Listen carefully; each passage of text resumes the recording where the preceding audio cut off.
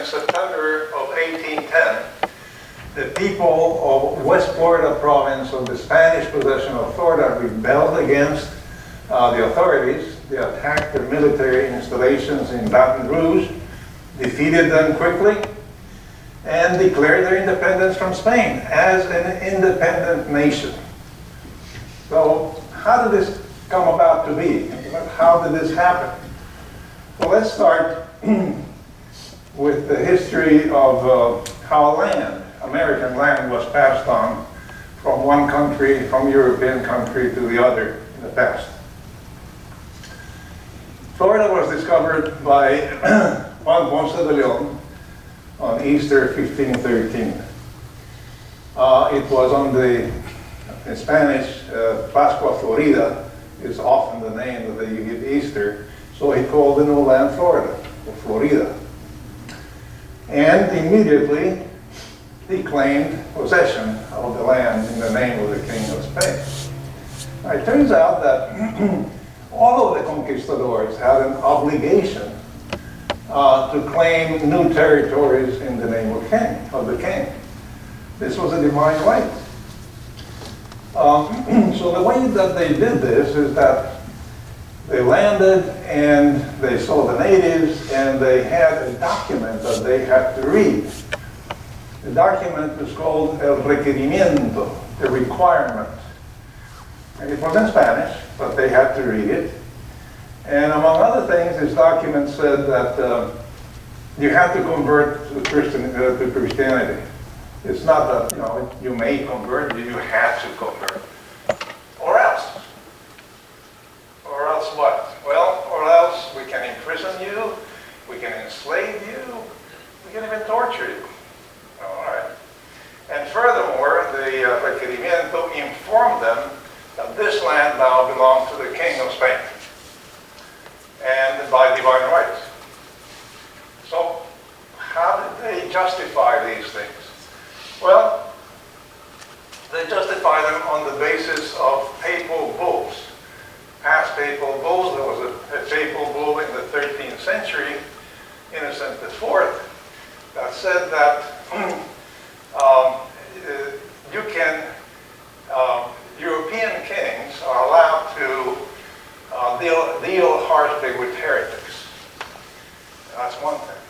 And another papal bull was in 1493 that Alexander VI agreed that kings, European kings, particularly the Spanish king and the Portuguese king, could own lands discovered in America. So these were the basis of these claims. You have to convert to Christianity. If not, you're a heretic and I can do anything to you what I want. And number two, the land is mine by divine decree. So this, by the way, was a Spanish document. But the concept was a very attractive concept for other countries. And so it became the way to deal with new lands by other countries as well, like France, England, and others. So,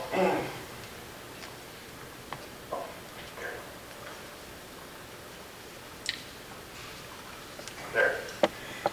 In the 1540s, Fernando de Soto and Francisco Coronado, they explored vast regions of the United States.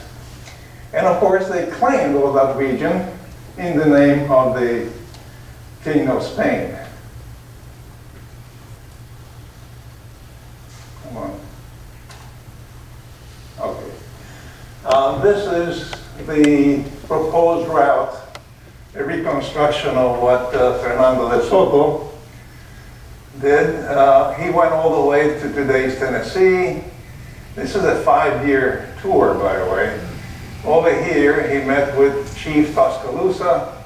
Tuscaloosa didn't like him. They battled. They really mauled the Spanish at that time. The rest of them continued. Over here, De Soto died of fever, and he was buried in the Mississippi River. Anyway, the rest of the group eventually found their way to Mexico.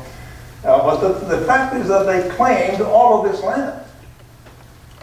And Francisco Coronado, he left from Mexico, and he too explored the North American continent. All of these people were, by the way, were looking for rich cities to plunder. That was really their objective. And Coronado went all the way to today's Kansas. And they, in fact, one group of his troop discovered the Grand Canyon. Anyway, so they claimed all of this land. Well, I said, you know, the other countries did similar things. The French, they went first to the region of Quebec, and they established themselves there. They were looking for furs, and they claimed Quebec in the name of Spain, of France. And eventually, they crept to the south, and they kept claiming, founding cities, building forts, Père Marquette first, and then later La Salle, who explored the Mississippi, and he went all the way down to the Gulf. And all of this region, as I said, they founded cities and built forts. So in 1563, roughly, this is the way that America looked like. There were the 13 British colonies here. There was Florida, Spanish, all of Mexico, all the way up to Colorado, Spanish, and this vast territory here. All of that was claimed by the French. And I said, oh, they founded Quebec in 1608, Trois-Rivières in 1634, and all sorts of forts, many forts, Fort Cassidy and so on, Fort Detroit.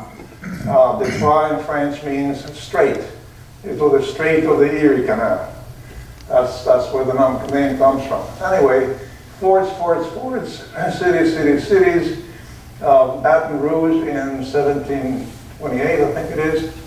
1718, Nouvelle Orleans, and Mobile in 1702.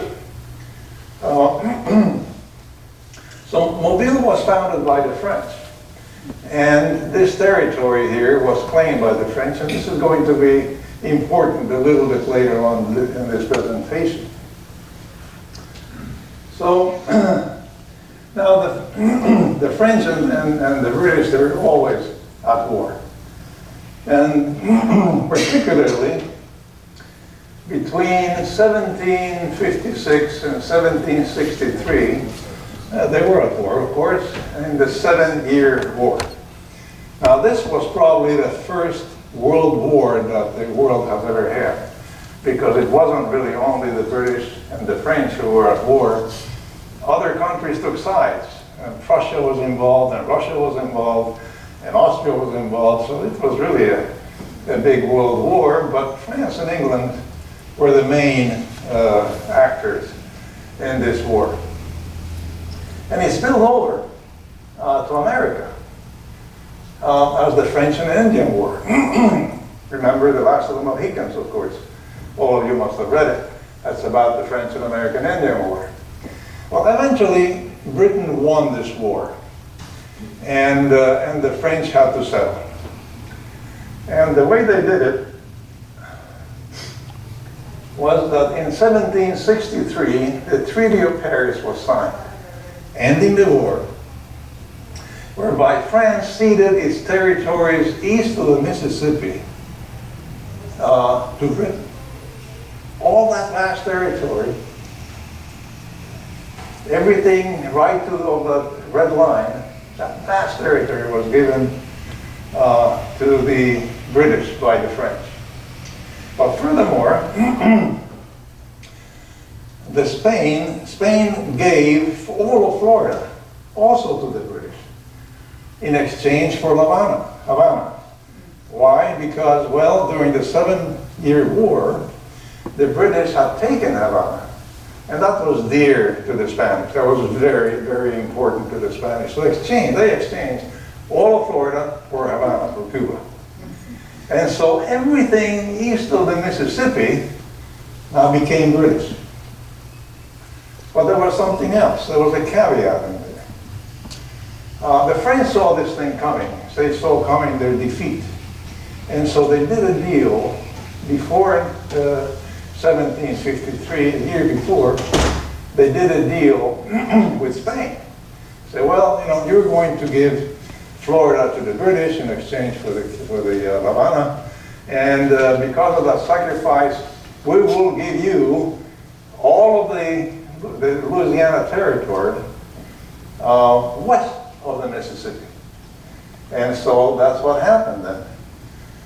All of the territory west of the Mississippi became Spanish.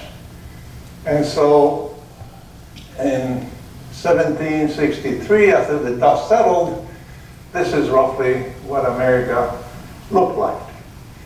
Everything east of the Mississippi was British. Everything west of the Mississippi was Spanish. And the French disappeared from America. So what happened too was that the Spanish-speaking people who were in Florida, well, they left. They didn't want to live under British rule. They left, they went to Spanish colonies, and they took a lot of American Indians or natives with them. The French who had been here, they also left. And so Britain asked British people and people from the colonies to come and populate Florida, and they did. So a lot of English people settled in the Floridas, and they also decided to divide all of Florida into two administrative units, which was West Florida and East Florida. So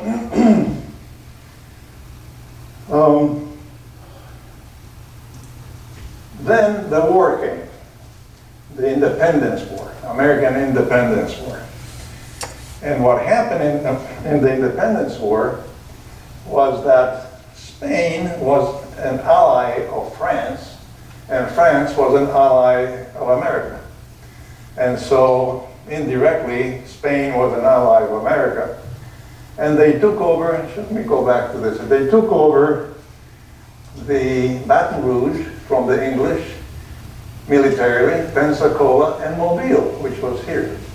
They took all that over from the British and in favor of the American Revolution. And the American Revolution officially really ended in 1783. And at that time, America returned all of Florida to Spain. All of it. This is yours. Thank you very much for your help in our Revolutionary War. So they gave them all of Florida. So in 1763, there was a near complete exodus of Spanish and Florida settlers from Florida. In 1783, there was a near complete exodus of English colonists because they didn't want to live under Spanish rule. So they left. And not only the British, but the loyalists who had come to Florida. And so it was Florida became sort of a depopulated territory. Spain was in financial distress and incapable of providing help for anyone in the territory. But furthermore, they were incapable of populating Florida. They could not get Spanish people from Spain or from the colonies to populate. So what they did is they asked the new nation, America, said, please come and populate our land. And that turned out to be not such a good idea, but that's what they did. They invited Americans to the new country, of course requiring the oath of allegiance from them.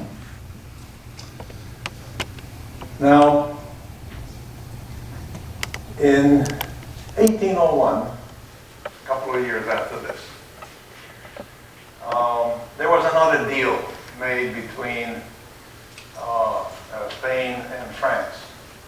And the deal was that Spain returned the Louisiana Territory to the French in exchange for Duchess of Parma. And I don't know why Duchess of Parma was so important, but this is what they did. They returned all of that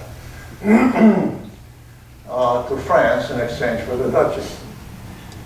And now Napoleon was the leader of France at that time, and well, he decided not to keep it. Why? Well, around this time, Haiti, in Haiti there was a rebellion of the slaves. And Napoleon sent a big army. Actually, the army that was going to occupy the Louisiana Territory was returned to France. But this army stopped in Haiti to quell the rebellion of the slaves there. Now, that army did not succeed. It was totally crushed, not by the rebels so much as by disease. And it was almost a total destruction of that army. So that army could no longer go and occupy the Louisiana Territory. That was one reason. The other reason, of course, was that England, war with England was looming again. And so he needed the funds, and so he decided to sell the Louisiana Territory to the Americans. And he did. April 30, 1983, for $15 million.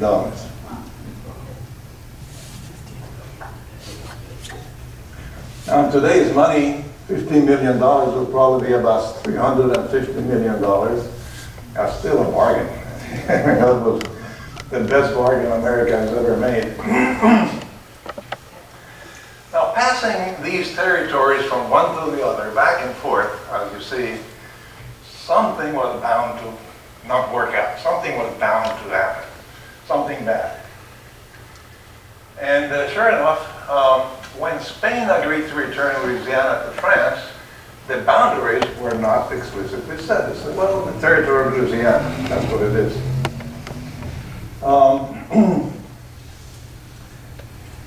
But after France sold Louisiana to the U.S., a boundary dispute erupted. The U.S. claimed that the territory from the Perdido River is the river close to Mobile, that all that territory was part of the deal. Remember, that was French territory. Mobile was founded by the French, and that territory had been French before. And so America said, well, you know, you gave us the Louisiana Territory, that is part of the deal. The Spanish differed.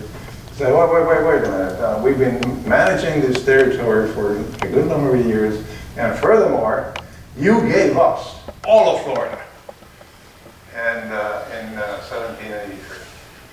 And so the dispute remained. It was not solved. And what I mean is this. Here is the Perdido River, and here is Mobile. So this is the territory that America claimed. It was part of the sale of the Louisiana Territory. So the Spanish had left, the French had left, the English had left. The Spanish would not repopulate, so they invited the Americans to come over. So in 1908, roughly, the population of West Florida was 90% American, and a few French and English and Spanish and Native Americans. And furthermore, Spanish was weak. The fort in Baton Rouge was guarded by only about 38 soldiers. That was it. And I would venture to say that the western part of the West Florida probably didn't have more than 250 soldiers altogether. Now, why was Spanish so weak at this time? Well, remember, this is 1808, 1809. This is when the French invaded Spain. They took over Spain, and Napoleon actually put his own brother on the throne of Spain. But the Spanish did not accept this, and they created a shadow government. A shadow government that remained in the southern city of Cadiz. And so the two factions were sort of fighting each other. That was one part of the weakness. The shadow government was a lot weaker than Joseph, the king of Spain's part of Spain. And the colonies obeyed the shadow government, not Joseph. But the shadow government had no money, had no power. And so Spain in the colonies was really, really weak. And this is when problems started, independence ideas started in the rest of the Spanish colonies in South America.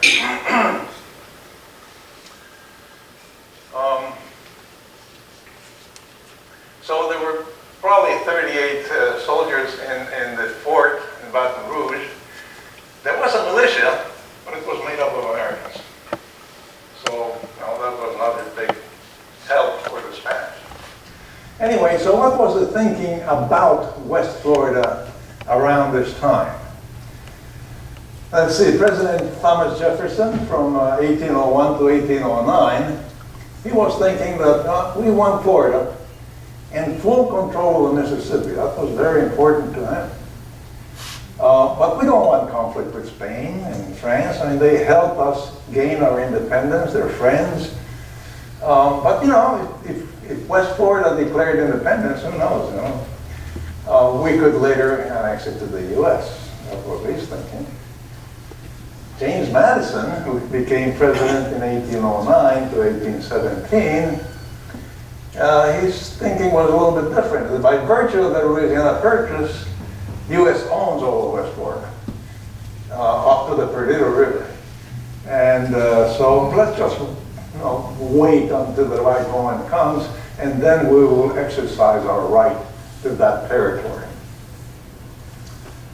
American citizens in West Florida, remember, 90% of the population was American.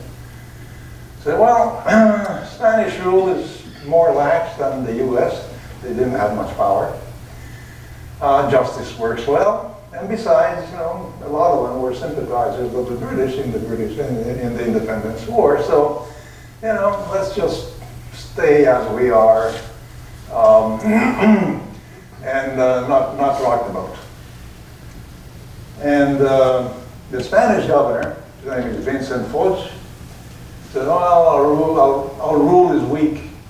We have little support from Spain. I really must go easy on everything, on the people and everything. So, so things were going okay in West Florida.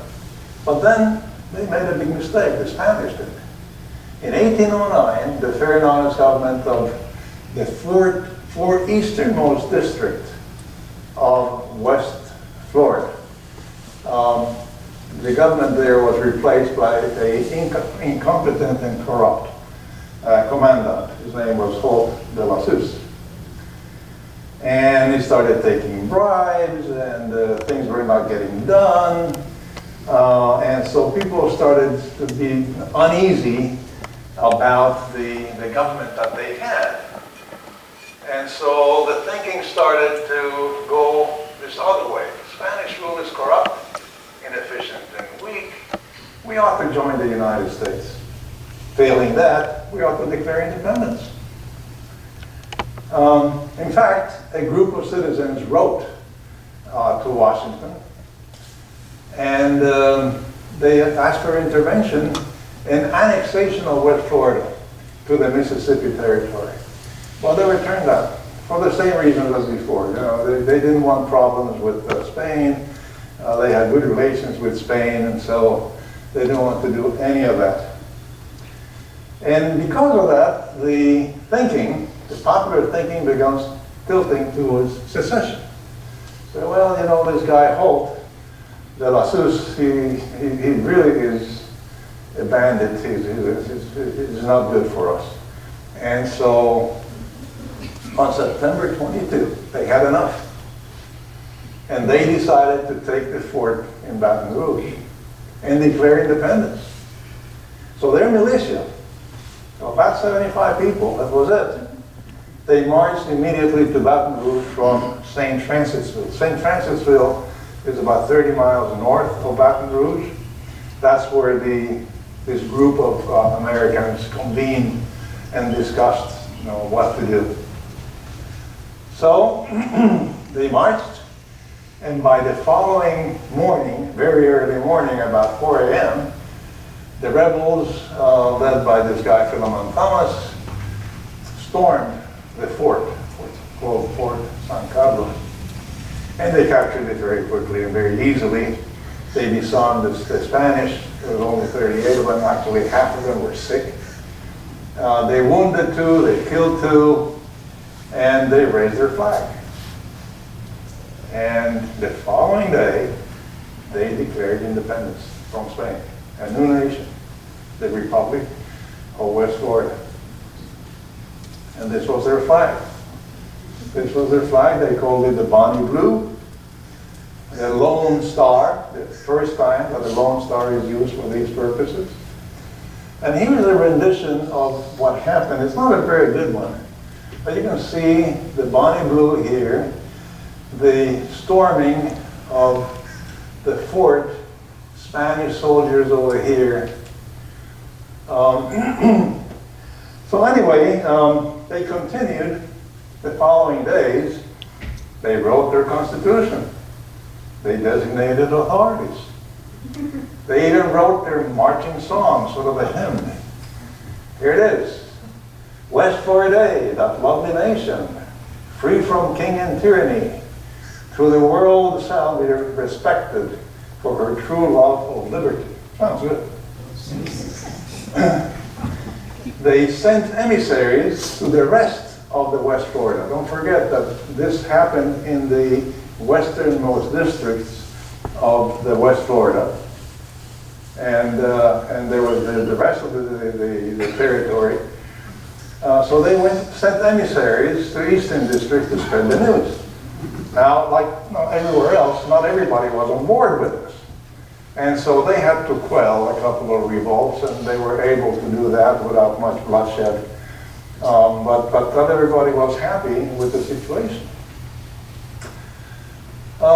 They elected their first head of state, Woolworth Governor. You might not have heard of him, but at that time, this guy was well known. He was internationally known because he had taken part in the negotiation of the Louisiana Purchase while he was in France as a consul general. So he was well known in Washington. And furthermore, he was a distant cousin of Jefferson. So he became the governor of the new republic. On October 10, they started to organize an army to go east and take Mobile and Pensacola, because those areas were still occupied by the Spanish. And so what they wanted, really, let me just show you, they wanted West Florida to be all of this. All of what used to be French, or what had been French in the past. What they did locally was really just this region. So the army was to conquer this green area over here. That initiative didn't work out. And, well, they were not well organized. Their information structure was not good. They didn't know how many soldiers there were. Anyway, the point is that it really failed. It really failed, and they settled for the Pearl River. Again, the Pearl River, this is the Pearl River. So they settled that the nation, the Republic of West Florida, would be this.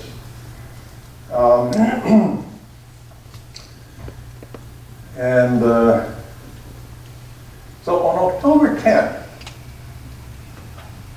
they wrote to the Secretary of the State requesting recognition as a new nation.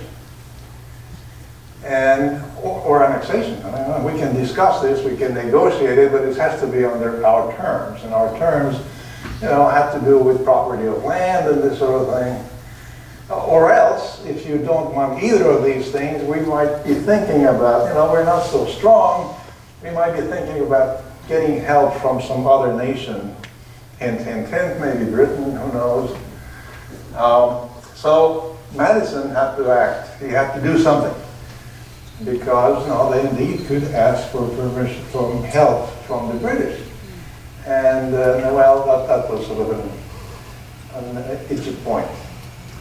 So what Madison did is that he wrote a proclamation that West Florida had always been part of the Louisiana Purchase and that America's, the reason they did not occupy it that way back then was because there was a dispute and they wanted to negotiate the dispute in a friendly fashion.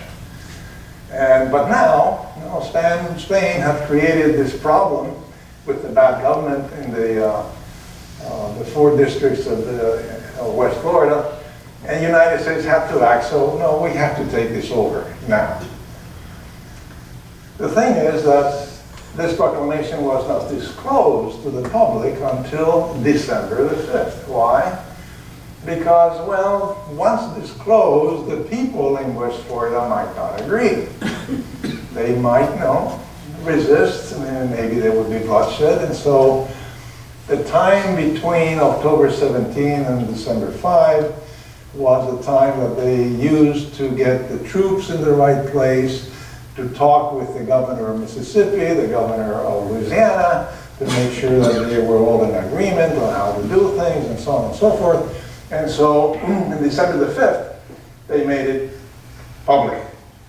That, of course, did not fall very well with the people of the Republic of West Florida. They protested, especially and vigorously, of course, Woolworth Governor, but they didn't pay any attention. So there would be no negotiation, no annexation, no nothing. This has always been territory of the United States, and that's the way it is. American flag was hoisted in St. Francisville on December the 8th, and the American troops came into the Republic of West Florida, and there was no bloodshed. There was a lot of complaining, but no bloodshed. And on December the 10th, finally Skipwith gave up. Said, okay, fine, I'll resign. And the Republic of West Florida really was no more. The Republic really has lasted 74 days. So what happened after, what is the legacy of the Republic of West Florida? Well, one of the things is that Louisiana has these parishes that used to be the Republic of West Florida. This is the Pearl River. And now they're called the Florida parishes. Another thing is that the Lone Star was used again by Texas, the flag of the Republic of Texas, the Lone Star. But it wasn't the first one. The first one was West Florida. Texas flag today has the star. Furthermore, when Louisiana and Mississippi seceded in the Civil War in 1861, they incorporated the Lone Star in their flags in memory of the independence of West Florida. So this is the story of the Republic of West Florida. There's a little more. The rest of West Florida, from the Pearl to Perdido River, would be annexed the following year. And all of Florida would be sold to the Americans in 1819. And so this is the story of the Republic of West Florida. But I would be remiss if I didn't tell you about the story of the Republic of East Florida. And there was such a thing. And here's their flag. The Republic of East Florida. What happened? Well, turns out that Madison and Monroe, they both wanted Florida to be part of the United States. And they concocted a reason to go into Florida militarily. What they did is that they contacted General Matthew. He was a former governor of Georgia. They contacted him and they asked him to go into northern Florida below Georgia because that territory was in anarchy. And it was true. I mean, the Spanish were so weak that they only had control of the cities. They didn't really have control of the rest of the land. And so there was anarchy in that region, and there were Americans in that region, and we needed to protect those Americans. In other words, go in with the American army to protect American civilians in a foreign land, because they're Americans. Now, when you hear that argument, now, wait a minute, I heard that recently. And I think it was related to Ukraine, East Ukraine. Anyway, that's what happened. So the government asked him, the general, to go into northern Florida with the idea that eventually the Spanish will give it to the American government. But what General Matthew did, instead of going in with the army, is that he sent the militia, about 300-400 people, and go and take part of the northern Florida. And then we will go further south and protect America. So what happened was this. The militia came down from Georgia onto Fernandina Beach, where there was a fort. The militia called themselves, for the occasion I suppose, Patriots of Amelia Island. So the 300, 400 strong went to the fort, which probably was defended by a couple of dozen soldiers, and said, surrender. The guy looked at the mob and said, okay, fine, I'll surrender. So he surrendered. And so what they did then is that they raised the militia flag, but with this on it. So now, this territory is the Republic of East Florida. And furthermore, the following day, they signed the document of capitulation. They signed the Declaration of Independence from Spain. They promulgated their constitution. And all this was done by the militia. So this was done on March 14, 1812. The very same day, much later on, General Matthew came with the American army into Fort San Carlos. And I can just imagine, the guy comes in, looks around, what the hell is going on here? What are you doing? And so he lowered the flag of the Republic of East Florida and hoisted the American flag. And then the following days, the army and the militia went on protecting American civilians. Now, when Washington heard about this, they freaked out. Said, no, come back. Everybody come back. General Matthew Matthew, please come back, everybody. Nothing happened here. They returned the lands to the Spanish, and nothing happened here. So the Republic of East Florida lasted less than 1 day. But it's in the history books.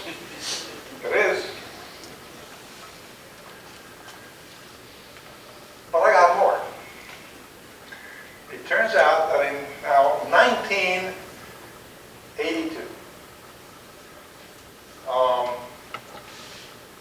let's see, in 1982, the U.S. Border Patrol set up a roadblock in Florida City, south of Florida City. Here is Florida City. The roadblock is about here. As you see, that is the entrance to all of Florida. This is 1982. And the traffic became humongous. Terrible traffic problem. And Key West protested. So, this is our livelihood. You're playing with our livelihood. We live off tourism and all these backup cars and the traffic and all that. It hurts us economically. So please take the roadblock off. Take it away. Now, the U.S. Border Patrol would not do that. So they went to the courts. I said, please make them take this away. And they didn't either, and they have the right to do this, the courts said. And so, when Key West City Council complaints went unanswered, and attempts to injunction failed, as a form of protest, Mayor Dennis Wardlow and the Council of Key West, they declared independence. They declared independence. And because the Key West people used to be referred to as conchs, the Conch Republic of Key West was proclaimed officially in April 23, 1982. We seceded where others failed. This, of course, was tongue-in-cheek, but it worked. It worked very well for Key West. It attracted attention. The roadblock was taken off in 1995. But furthermore, they did this immediately. Mayor Wardlaw was proclaimed Prime Minister.